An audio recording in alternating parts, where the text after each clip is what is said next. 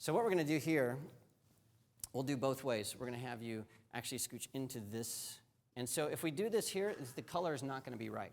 Because what I want you to do is be illuminated by these guys. So you're going to scooch down like this. Yeah. Or yeah, John can do this. There we go. Okay, so this, we need it to be behind where the light is. So I'm going to go ahead and I'm going to set my custom white balance here. I'm going to say, hey, custom white balance. I've got that. I'm going to take a picture of this card here.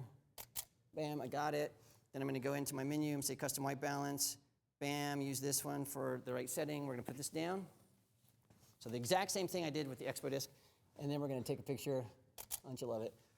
There we go. And we'll see that my exposure was a little off, but our color is, I need to bump up my ISO. My exposure is off because the camera exposed for this and not her, and so that was off. But her color is right. And so that was a crash course in that. But basically, you just take a picture of the card and then set it in the camera and say, this is white. That's how that works. Okay, we have much more to go. Yes, we're done with you for now. I'm guilty of always forgetting to tell Lex that she's finished with her thing, and then she'll just be standing there for a while. And she's like, doo-doo. Okay, so let's go back to the keynote really fast, and I want to show you that color wheel again. So these guys are going to flip over to keynote here in a second. There he is. All right, color wheel. So in Lightroom, there are two sliders for color temperature. One is the color temperature slider, and the other one is for tint. And I want to show you how these correspond to color. So if we look, we normally talked about blue to amber. And I put this arrow here on purpose because when we mix yellow and red here and we get this nice mixture, we actually don't get yellow, we get an orangey color. And so I don't have orange on here, but if you look over here, when you see that when you're mixing our red and our yellows, we get an orange. So the orange and blue. So when we're doing our white balance, you're going back and forth between these two spectrums of this mix of colors.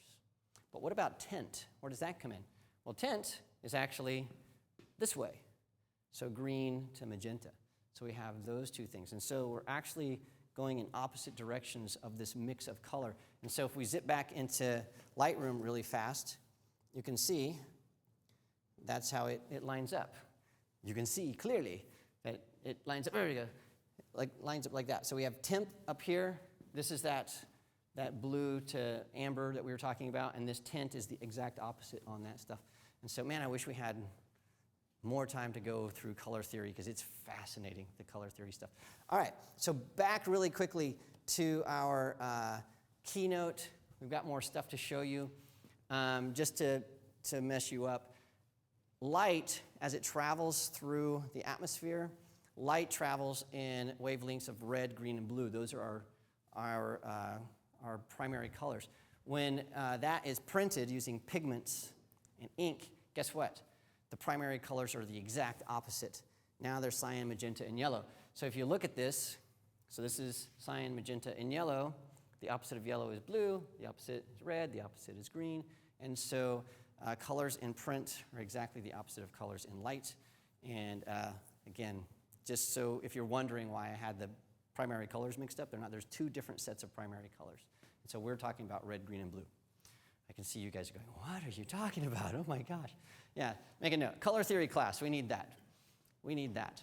Okay, so let's talk about stops really fast because you hear about stops all the time as we're talking about light. Yeah, that needs to be a stop brighter, stop less. What the heck is it? What is a stop? All a stop is half as much or twice as much. That is it. And so if I had a person that was 3 feet tall and we had a person that was one stop taller, that person would be 6 feet tall, right? But it's exponential, so it doubles every single time. So 1 stop is twice as much light. 2 stops is 4 times as much light. 3 stops, it just gets bigger and bigger. So 9 stops of light, how much more light is that than 1 stop? You can do the math. So it's 2, 4, 6, 8, 16, 32, 64, 128, 256, 512. 512 times as much light is 9 stops. And then it goes on and on. I used to be able to count in binary. It was weird back when I programmed my VIC-20. So yeah, 9 stops of light isn't like, the difference between 9 stops and 5 stops is spectacularly more light. And so it's important to understand that when you're talking about it, it's an exponential ramp up and that affects something called dynamic range. Dynamic range is something that we hear about a lot, and here's the definition. Please don't read that, it's horrible. This came from Wikipedia, I think. Yeah, so dynamic range, let me explain it in normal terms, because this doesn't make sense at all. This is a sciencey thing. If you look at a bunch of light here, and these are stops, right? This is absolute black, this is half as much, all the way to absolute white. Okay, this is light as we see it. Our eyeballs can see about 24 stops of light, from the darkest to the brightest. We can see about 24 stops depending on your vision. Mine not so good, and yours is probably great. But you can see that we can look at something like, the other night I was walking down the street and I could see clearly the Space Needle in silhouette with the sun going down behind it. It looked really cool, and the shadows and stuff. And so we're trying to take pictures of that. And all we got with the camera was a white mass of nothingness and the streets, right? Because our cameras can't see all the different ranges of light that we can. If you've ever taken a picture at the beach at night with the sunset, you get beautiful sunset and silhouetted people, or you get people and totally blown out sky, right? The reason for that is our cameras, they can't see all of that light. So what they can see, if you're shooting in film or you have a medium format camera, you can see about 12 stops of light. So you can see quite a bit, but nowhere near as much as we can see with our human eyes. If you're shooting with a normal DSLR camera like we have, you can only see about 5 stops of light. So you can only see this much. So in the situation where we're looking at the beach, we can see the bright sunlight and we can see all of our friends, and our camera can't see either one of those. It can only see the middle ground. And so with our cameras, we have to use light in ways that we compensate for this limitation of dynamic range. And so what we will do is, if we have a situation like the beach, what we would do is we would say, all right, I'm going to shoot the sunset, and I know everybody in front of that sunset is going to be pitch black, and so I want to compress the dynamic range. I want to compress all this light. So I'm going to expose for this right here. This is the sunset, this really bright stuff, but I know my friends down here are not going to show up. So I need to bring my friends up here into this range. So how do I do that? The way you do that is you use a flash, and you add light to them, and so their luminance, their brightness, is closer to the sun, and it will fit within the dynamic range of your camera. Or you'll do the opposite. There are things called neutral density filters. Sometimes you'll have a beautiful field, but the sun is just way too bright. And so you can get this thing that's called a graduated neutral density filter. It's a thing that actually slides onto the front of the camera, and it's sunglasses for your camera. And so you can just darken the sky and leave everything else the same. So you're making the sky dark, but you're leaving the ground the same. And so you're shrinking that dynamic range to fit everything in. That makes sense? Okay, we're going to be, yes, ma'am. Do you leave your white balance where it was if you put a neutral? You do. Because a neutral density, that's a great question. You get bonus points. You're the first person to get bonus points. How many? We're going to give you 100 bonus points. Yeah, it's called a neutral density filter because it only impacts the luminosity, the brightness of the image. It doesn't affect the color at all. And so it's neutral. And yeah, so your color is going to be fine. It's just the brightness level goes down. Perfect. Okay. All right. So if you'll hold this for me, and we're going to actually have you come out here where there's a little bit more light. So what we have here is and Lex is wearing this shirt and outfit on purpose because we want to show you that we have different dynamic ranges. So we have black, gray, white, and we have different grays here. We've got different colors on our eyes and stuff. Can our camera capture all of this properly? And so what I'm going to do is I'm going to take my ISO, since we're using just normal light. I'm going to shoot at an ISO of 1250. And I'm going to leave my white balance to auto for now. And we're going to shoot at about 2.8. So hold that up about right there. Yeah, right on your shoulder. There we go. I'm going to see what we get. Okay. Perfect. That's good. Thank you. Want this back? Sure. Here you go, John. I'm going to see how many I'm going to get you this. Okay, let's take a look at what we have here. And we haven't talked about why our camera is so bad at figuring out what the exposure values are. But when we look at this image, take a look at this. here we have this white, and we have black, and we have that. Let me see if I can make this not zoom quite so much. Oh, sorry, the wrong way. I went the wrong way. Something like that. Okay, there we go. So is this black actually black? On that screen, it's not black, right? It's gray. This is gray. Is that actually white? We have this tool called the histogram that can help us out a little bit. And it's up here on the right-hand side of the screen. And what this histogram does is this over here is how much we have of blacks. And we're going to do histogram on the last day, actually. This is where middle gray should be, and this is where white should be. So this white here isn't even close to white. It should be way over here. Not even close. So what we can do to try to help fix that, we can change our exposure a little bit. So we get the whites more white. But as soon as we make the whites white, look what happens. Now the blacks are being pulled with it. And so the problem in photography is a lot of times you can't get whites absolutely white and blacks absolutely black in the camera. In fact, they made a big video that was very controversial that said you can't get it right in camera ever. That went over great.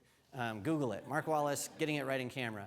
And I did a bunch of science and built all this kind of crazy stuff to prove you just can't. It's just not possible. And still, even with the science, people get mad at me. So what we have to do is, if you shoot in RAW, you can do some things. For example, you can change your exposure there just a little bit to make sure you get the middle gray right. And then you can come in here and you can start changing these things, shadows, blacks, whites, and we can say make our blacks black, make our whites white, and then you actually get black, white, and middle gray, and that works great. And so you actually get a calibrated tonal image. So the blacks are blacks, the whites are whites, which you should be able to do. So on the last day, we're going to talk a lot more about this, white points, black points, and all that kind of stuff. All right, so let's talk about how dynamic range is determined. Like, how do you get more dynamic range in your camera? Yes, keynote again will come up in a second. So although Lex looks, okay, there we go. Photons, photons. So light actually travels in these little packets. They're physical things. Light is actually is matter. It's a substance. It's just like anything else. Isn't that weird? Light is like air or water or anything else. It's an actual thing. So it travels in these little things called photons, or little packets of light. And depending on the luminosity, the brightness, or the darkness of light, these photons are either, there are more of them or less of them. And scientists out there are just cringing. So think of them as little, like a bunch of, I used to have M&Ms and I'd have bowls to do this, but think of them as like little M&Ms. They're just flying through the air.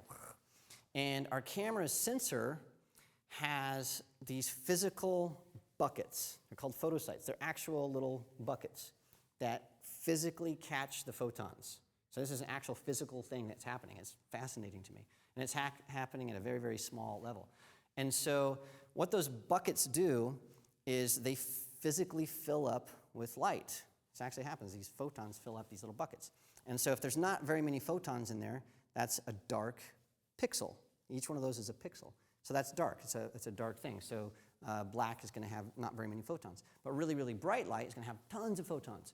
So what happens is if you have a small photosite, a little small bucket, it can only capture so much. So it might have in one photosite not very many photons, but the next one where the sun is, there's so many photons that it's just overflowing. And what happens is that is called an overexposed image. It's clipping. It can't contain any of that information, and so it's totally blown out. There's no detail because it's overloaded that thing. And so with small photosites, you don't really have the capacity to capture not very much in one photosite for the darks and a ton in another one for the brights. And so you're very limited in your dynamic range. But if you could make that a big bucket, really big, deep bucket, in one of those buckets, you could capture not very many photons, and that would be for dark light, darkness.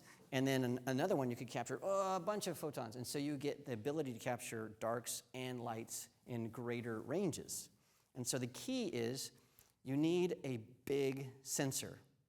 You need a big, big sensor on your camera to build these buckets big enough to capture the differences in brights and darks. And to do that, you need a bigger camera, and those cameras are called medium format cameras, and they're going to cost you about $20,000. So that is why, that's one of the reasons why those cameras are so expensive, is because those sensors have about a 12-stop dynamic range. And if you think about it, remember it's exponential. So 5 stops for our DSLR cameras compared to 12 stops for a medium format camera, that is a massive difference in dynamic range, massive. And so if you've ever rented one of those cameras or had a privilege of shooting with them, man, you're spoiled. You're like, oh my gosh. And also the shadow details and stuff that we're going to talk about in the last day when we talk about black points and white points, it really matters. So I'm not trying to sell you on a medium format camera, but I just want to say that the way your dynamic range grows or shrinks is either we modify it using flashes and filters and things like that in the camera, or we get a camera that can do more. So if you've ever seen like Peter Lick's work, has anybody been to the Lick Gallery? It's just amazing work. He hikes around with a huge medium format camera to be able to capture all this stuff. So a lot of people are like, how come my stuff doesn't look like that? I can't get it. You won't be able to get it without some equipment.